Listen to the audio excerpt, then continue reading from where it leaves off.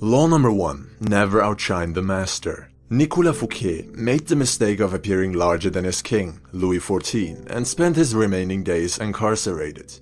Avoid victories over superiors. It will cost you more than it is worth. Law number 2. Never put too much trust in friends. Learn how to use enemies.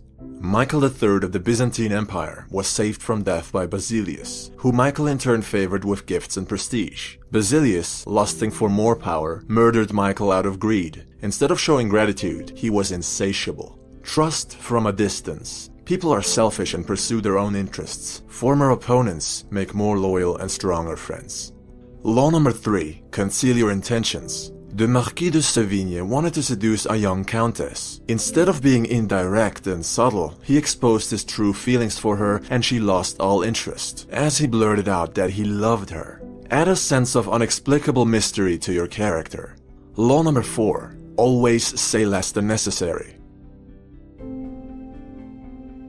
Law number 5. So much depends on reputation. Guard it with your life. During the Second World War, Erwin Rommel was known for his superior skill in cunning and deceptive strategy. All of the opposition were demoralized and doubting their chances of success facing him. Your reputation precedes you. Build and protect it carefully. Law number 6. Court attention at all cost. Pablo Picasso would not allow himself to fade into the background. He would rather paint something out of the ordinary and ugly than be forgotten. All publicity is good publicity. Don't let yourself become one of many. Law number 7. Get others to do the work for you. Thomas Edison wasn't much of a scientist, but a businessman. He would capitalize on Nikola Tesla's genius and garner all the credit. Hire talents capable of doing what you can't. Law number 8. Make other people come to you. Use bait if necessary. When I have laid bait for deer, I don't shoot at the first doe that comes to sniff, but wait until the whole herd has gathered round. Otto von Bismarck. Force your opponent to react to your moves. Law number 9. Win through your actions, not through argument. Mucius needed strong ships. Without guarding his tongue, his engineer argued that a different type than the one Mucius preferred would be much better for conquest. Despite being right, the engineer was sentenced to death. Don't argue with authorities. Agree and suggest an alternative, then demonstrate. Law number 10. Infection. Avoid the unhappy and unlucky. Lola Montes brought down the king of Bavaria and his whole kingdom by seducing him. Her lust for destruction and chaos was insatiable. Countless lives perished because of her nature. Cut off the fire starters. Try to help them instead and you will burn alongside them. Law number 11. Learn to keep people dependent on you. Otto von Bismarck led the king's hand in uniting a mighty Prussia. None other than Bismarck was able to do so. He proved himself to be an indispensable asset and had his strong position secured. Be the only one who can do what you do or see yourself replaced in fear sooner or later. Law number 12. Use selective honesty to disarm your victim. Count Victor Lustig was going to double Al Capone's $50,000. Instead of running with the money, he gave it all back to Capone, who thought he was being played by a con artist. Capone gave Lustig the $5,000 simply to help the honest man. Tell the truth to gain your opponent's trust. Be honest when expected to be dishonest, to throw your opponent off guard. Law number 4. Always say less than necessary. Due to his unpredictability, Louis XIV would have his courtiers tremble in fear when delivering bad news. He would say, "I shall see." Have them leave the room and either take action or decide to do nothing about the issue, but always with an intimidating silence. Only speak when you have something meaningful to say. Actions speak louder than words. Law number 13. Asking for help appealed to people's self-interest. In 433 BC, the Athenians found themselves in a favorable position. The Corcyraeans and the Corinthians were preparing for war. Both parties wanted to secure the help of the Athenians. The Corinthians chose to remind them of an existing debt. The Corcyraeans, on the other hand, spoke only of mutual interests, the combined force of their navy directed at Sparta. The Athenians allied with the Corcyraeans. In sales of any kind, pragmatic arguments will always trump emotional appeals. The past does not matter. Don't count on loyalty. Aim for win-win deals. Law number 14. Pose as a friend, work as a spy. Charles-Maurice de Talleyrand-Périgord, French politician and mastermind behind Napoleon Bonaparte's defeat, would hold himself back in conversation and get others to talk endlessly of themselves to the point of betraying their own thought, intent, and strategy. An interrogation disguised as a friendly chat, so subtle that the victim did not notice. Learn to judge a person's character by what they reveal of themselves, so that you can recognize a threat before it arises. Test people's honesty before you consider trusting them. Law number 15. Crush your enemy totally. A priest asked the dying Spanish statesman and general Ramon Maria Narvaez, "Does your excellency forgive all your enemies?" "I do not have to forgive my enemies," answered Narvaez. "I have had them all shot." The last resort, when words are no longer heard and the enemy cannot possibly be reasoned with, the chances for peace at their lowest, the only option is total destruction. Merely wound the enemy, he will recover and show no mercy in turn. Law number 16. Use absence to increase respect and honor. A man said to a dervish, "Why do I not see you more often?" The dervish replied, "Because the words, 'Why have you not been to see me?' are sweeter to my ear than the words, 'Why have you come again?'" Molayami, quoted in Idries Shah's Caravan of Dreams, 1968. Give people time to miss you by robbing them of your presence. It's when we lose something that we discover how valuable it had been to us. On your return, you will be appreciated all the more. Law number 17. Cultivate an air of unpredictability. Once Pablo Picasso had become a recognized artist, others would assume that whatever action he took must have been calculated. The art dealer Paul Rosenberg was confused when one day Picasso told him they would no longer work together. Rosenberg couldn't find out why and offered him a much better deal. The unpredictable is terrifying. When you don't know what to expect, you cannot prepare properly. You can't devise a clever plan because you're in the dark. Put others in such a position when negotiating. Law number 18. Isolation is dangerous. The more you are isolated, the easier it is to deceive you. You lose touch with reality. When someone is urging you to cut friends and family out of your life, realize that they want to control and influence you all by themselves. Whether they do this consciously or unconsciously, it is malicious. Be careful in cutting yourself off from others for too long. Introverted or not, you may cause yourself great harm psychologically by pushing others away from you. Law number 19. Do not offend the wrong person. Muhammad, the Shah of Khwarezm and Inalchik, had beheaded Genghis Khan's messengers who had come in peace with great gifts and offerings. The Khan declared war, seized the enemy's capital, and had Inalchik killed, quote, by having molten silver poured into his eyes and ears. Later Genghis Khan seized Samarkand, bringing his brutal conquest of Muhammad's vast empire to an end. What would have become of Adolf Hitler had he been given the chance of becoming an artist? Perhaps history would be very different. Avoid insulting others. You do not know who you are dealing with. Even though we live in a time where everyone is offended, and the level of political correctness borders on absolute madness. Law number 20. Do not commit to anyone. Alcibiades, Greek soldier and statesman, found himself courted by the Athenians and the Spartans because he had influence on the Persians, and honored by the Persians because he had influence over the Greek city-states. Instead of committing to one side, he played all of them in his favor. Committing to someone is like handing yourself over to them. It means more obligations and less control. Law number 21. Play a sucker to catch a sucker. Socrates said, "The only true wisdom is in knowing you know nothing." He didn't actually believe of himself that he did not know anything. It was his way of disarming people. Sometimes you have to play dumb so that the other lets his guard down. Being openly smart is foolish. Being openly foolish is smart. Law number 22. Surrender tactic. Transform weakness into power. The Melians were prompted to surrender, but declined the Athenians' offer. Despite their alliance, the Spartans did not come to the rescue. Melos was conquered and their population slaughtered and sold into slavery. To quote Cardinal de Retz, "Weak people never give way when they ought to. Avoid weakness, but when you find yourself in a weak spot, choose to fight another day. You will lose the current battle, but the war is not over."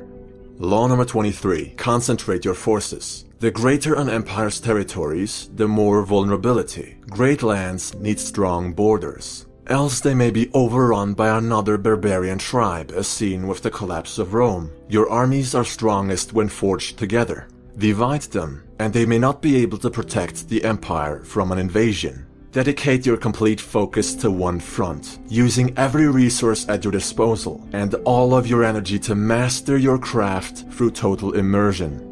Law number 24. Play the perfect courtier. One cannot spell courtiership without Charles Maurice de Talleyrand-Périgord, the man who brought down Napoleon Bonaparte, master of the battlefield, with extreme subtlety. You are a courtier, or courtier, whether you like it or not. You must play the game of power, so you might as well choose to be good at it. The perfect courtier obeys his masters but shines in his own light. He is not powerless, doesn't trust, but appears trustful. Doesn't talk much, but finds the right words and the right timing when he does. Everyone likes him. He is charming, witty, and helpful. He appears to be neutral, a paragon of honesty and fairness. He always has a genuine smile on his face, and we don't doubt his intentions for 1 second. Although he is a great talent, we do not feel threatened by him. We seek him as an ally. This way, the perfect courtier holds more power than the king himself without the dangers of that position. As we target the highest authorities, he's in the shadows observing the current state of the chessboard. Pieces may fall and be sacrificed on both ends, but he is winning regardless. Learn the art of courtiership. Law number 25. Recreate yourself. Others will call you what they think you are, or what they think they see in you. It's all superficial. Every now and again you'll receive a genuine compliment. But your parents, friends, society, even your government, expects you to be someone or something else.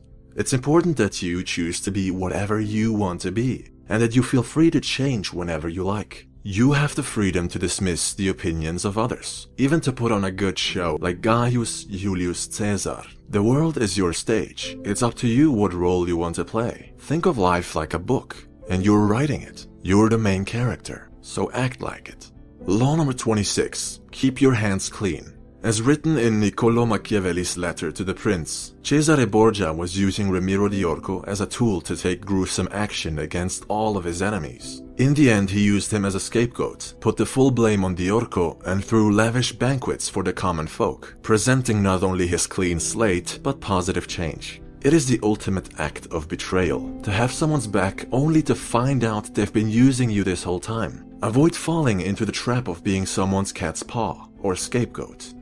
Law number 27. Play on people's need to believe. There are two different types of people in the world. Those who want to know and those who want to believe. Friedrich Nietzsche. We strive to find meaning in a world full of formless chaos. Hence, most of us resort to the comfort of believing in unproven divine entities. Your quest for answers and your need to belong is used against you, whether for your recruitment as a mindless disciple or your loyal customership for a particular brand. Christopher Hitchens wrote, "Beware the irrational, however seductive. Shun the transcendent, and all who invite you to subordinate or annihilate yourself." End quote. If someone claims to have all the answers, they are full of shit. Fall prey to them, and all you are doing is giving more power to those who don't have your best interest at heart. You cannot let others think for you. If something doesn't make sense to you, perhaps like right now, feel free to dismiss it, but consider doing so on your own behalf. Law number 28. Enter action with boldness. If you're confident enough to play the role of Monsieur Lustig, one of the greatest con artists in history, selling the Eiffel Tower to greedy scrap metal business owners looking to make a fortune overnight for millions of dollars, not once but twice, one thing is crystal clear. You're not playing around. You don't hesitate, and your moves have a high rate of success, be that in seduction, strategy, or power games. There's that one split second before a box fight where Mike Tyson's opponent will flinch and break eye contact. He already knows he's beaten. There's that scene where Marco Polo and Kublai Khan stare down a wolf. It's hesitation versus boldness. In order to be fearless, you need courage. Be bold. Law number 29. Plan all the way to the end. Excerpt from the book. The gods on Mount Olympus, looking down on human actions from the clouds, they see in advance the endings of all great dreams that lead to disaster and tragedy, and they laugh at our inability to see beyond the moment, and at how we delude ourselves. Before you take action, consider the possible outcomes and consequences, calculate the risk, then execute if it's worth doing. However, as time goes on, things reform, and it would be foolish to stick to a plan that ignores change. Law number 30. Make your accomplishments seem effortless. Harry Houdini made his stunt performances look like they were a walk in the park, a piece of cake, as easy as stealing a child's lollipop. No one saw just how much work, preparation, and practice went into every piece of the puzzle. This illusion we call magic. Make it look like it was improvised, made up on the spot, and it will seem genuine. Boast how much work went into something, and its natural allure, the magic, is gone. Law number 31. Get others to play with the cards you deal. Ivan the Terrible let Russia choose between him as their Tsar or total destruction from its enemies, the Boyars. He made them see that they could only possibly be protected by him. It wasn't really a choice, and the Russians probably had other options that they were unaware of. They begged him to come back to the capital and lead them. This was what he wanted all along. People like to think they have a choice. Present them options that will work for you either way. This is the norm in elections and anything of real importance. Just like Houdini's performance, it is an illusion. Law number 32. People's need to believe and people's fantasies. There isn't a big difference. Il Brigadino was an alchemist. People believed he could turn objects like wood into gold. Ironically, the only gold he ever made was given to him by the people who wanted him to multiply it. And others started to learn and practice alchemy. Stop clicking on how to make $1 million overnight type clickbait. Stop buying 6-minute ab workout programs and stop going to the 7 steps on how to pull hot chicks within hours event and get real. If it sounds too good to be true, it probably is. Law number 33. Discover each man's thumbscrew. Cardinal Richelieu would find out the weaknesses of everyone around him, then worked on it by being useful to them until they were of no use to him. One by one, he worked his way up to the king, who at the time was a mere child. Know the weak spots of your opponents, the crack in their defense, and you will know what to work with when you need it. In reverse, do not betray your own weaknesses. Law number 34. Be royal in your own fashion. Act like a king. Christopher Columbus did not accept his low standing in the world he was born. He recreated his family tree, married into nobility, and peddled with kings. Now, unless he was mad, people thought, there must be valid reasons behind his bold requests. He must be legitimate. Ask for less, receive less. What you tolerate is what you end up with. Do not think lowly of yourself. You're a king in your own right. You're a queen in your own right. Princes and princesses are no good today. Law number 35. Master the art of timing. Joseph Fouché was switching sides whenever he sensed danger. His biography is riddled with nigh impossible escapes from death. He did not deem it necessary to be loyal to disloyal men. Say what you want of his attitude, but he certainly knew when to act and when to lay low. With time comes change. It is important to not only know how to adapt, but at what exact moment for maximum effect. Too fast and you're a traitor. Too late and you're imitating the others. In any case, learn to use time to your advantage. Law number 36. Disdain things you cannot have. King Henry VIII of England ignored his wife Catherine of Aragon for denying him a son. With Thomas Cromwell on his side, he devised a clever plan to marry Anne Boleyn. When you ignore someone, they cannot argue with you, they cannot influence you, you're out of reach and they can't do anything about it. If there is something you cannot and will never have, it is best to push it aside with discontent. Law 37. Create compelling spectacles. Dr. Weisleder healed his patients with the mere energy of moonlight. Why was this obvious scam so successful? Well, people didn't have the internet back then, but they also believed it was too spectacular to be fraud. The grandiosity, the associated status, rich and famous personalities were waiting in line to be healed and healed again.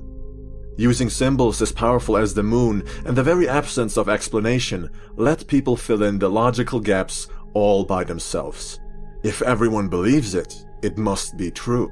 Mark Twain wrote, "Whenever you find yourself on the side of the majority, it is time to pause and reflect." Law 38. Think as you like, but behave like others. 478 BC, the fearless and experienced warrior Pausanias and his Greek troops captured part of the Persian Empire. Being the overseer of these lands went to his head, and he began acting rather strangely, even for Pausanias. He spoke ill of his own people. Feeling and showing superiority breeds hate. His god complex and constant need to stand out had him killed in the end. You want to fit in, whether you share common beliefs or not. Being better or different in any way just causes trouble through other people's envy and disdain. They'll ostracize you from the group and slander your reputation. How much money do you make? About 70% of whatever they make. Law 39. Stir up waters to catch fish. This is the good old lay a trap with bait and wait. Monkey see, monkey do. The spider web. Mice desire cheese so much, they won't even see the obvious construction around it. When you know your enemies and their weaknesses, you know what they react to, and you use this knowledge against them. Create a false alarm. They'll make a run to save what they hold so dearly and weaken themselves by exposing their flank. That's where you hit them. That's certainly where they will hit you if you fall for it. Keep yourself from being reactive. All that rage, blinding emotions, fear, desire, it makes you predictable and it makes you weak. Don't be impulsive. Law 40. Despise the free lunch. Louis XIV had an eagle eye for the strategic power of money. He would gift paintings of great value to people who didn't like him very much, until then. This way, he got nobility, the keys to power, on his side. At the same time, he increased operational costs for the aristocrats who wanted him gone. It's ingenious. He took money from his enemies and gave it to his new friends. 2 birds with 1 stone. This is one of my favorite laws because it states that cheap misers miss out on opportunities. It pays to be generous, and it pays not to accept free gifts. What is the return of investment on paying for someone's coffee? You sit down at Starbucks with an influential, connected, and experienced entrepreneur. You get to talk to him for 10 minutes, ask his advice, learn from his mistakes. I don't care if the coffee costs $50, I'm paying because there is a lot of upside. Law 41. Avoid stepping into a great man's shoes. Alexander the Great's father had set the standard of achievement very high. Alexander wasn't going to be content in his father's shadow. He wasn't going to rest on his father's and later on his own laurels. When Alexander saw the breadth of his domain, he wept, for there were no more worlds to conquer. Now, imagine if Alexander the Great had had a son who wanted to be a conqueror. That he would pale in comparison is an understatement. Not a soul would have attributed his success to him, for he'd achieve everything on the shoulders of his father. Don't make it your life's task to be better at being someone else. Instead, go your own way. Unapologetically, be your best self. Law 42. Strike the shepherd and the sheep will scatter. When the tree falls, the monkeys scatter. Cut the snake at the head. What is an army without its generals? Without leadership? Whole empires have been secured off of conscientious leaders with iron willpower and vision. Take them away, and much like Alexander's empire after his death, they break apart and crumble, turning on each other, defecting and deserting. Often the glue that sticks everything together consists of a few key people at the top in any kind of organization, any kind of social group or hierarchy. Do with this information what you will. Law 43. Work on the heart and mind of others. October of 1793, the French Revolution declared the end of the monarchy. Marie Antoinette knelt at the guillotine, for she never cared about the people's opinion of her as their queen. She thought herself above the common folk. Pampered and disgustingly narcissistic, she paid the price, never learning from her mistakes. You should influence people and win friends, as Dale Carnegie suggests. It is more than beneficial to be recognized for your kindness and helpful demeanor. Be agreeable or face the consequences of being indifferent. Be humble or be humbled. Law 44. Disarm and infuriate with the mirror effect. Alcibiades charmed the Athenians, got accused of profaning sacred statues and fled. Then charmed the Spartans, impregnated the king's wife and fled. Then charmed the Persians and helped Athens win their war against Sparta. They welcomed him back with open arms. Wherever Alcibiades went, whoever he had to deal with, he would leave behind his own values and appear to share the values of his victims. No one could resist a man who not only concurred with them, but also admired their ways of living, seeming to be one of their own. You like people who like you, who are like you. Match people's energy, speak their language, eat their food, find common ground, and even envious people will drop their preconceived notions about you. Law 45. Preach change, but never reform quickly. Change is imperative, but human beings love the comfort familiarity provides. The unknown, disorder, and chaos are very disruptive and undesirable to us, even when it is for the better. Hence, we need small, incremental changes that build over a long period of time, allowing everyone to adjust at a comfortable pace. You are moving things in the right direction, while avoiding stirring up too much anxiety and dissent. Change things gradually, one step at a time, dragging the voluntary rest of us with you.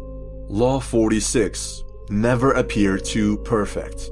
It takes great talent and skill to conceal one's talent and skill. La Rochefoucauld. If you have been paying attention, you will have noticed that a lot of these power plays revolve around the master and the student or slave, domination and submission, superiority or authority and inferiority, ego, pride, arrogance, and envy, jealousy, hatred. It's a very vicious and ultimately destructive cycle. Everyone wants to be the king. No one wants to be the pawn. Me, I don't want to be a pawn, but I don't want to be the king either. I don't want to envy nor be envied. I want to be the faceless man behind the throne. I don't want to be on the chessboard. I don't want to be a visible target, but I still want to win at the game of power, no matter what side loses. Law 47. In victory, learn when to stop.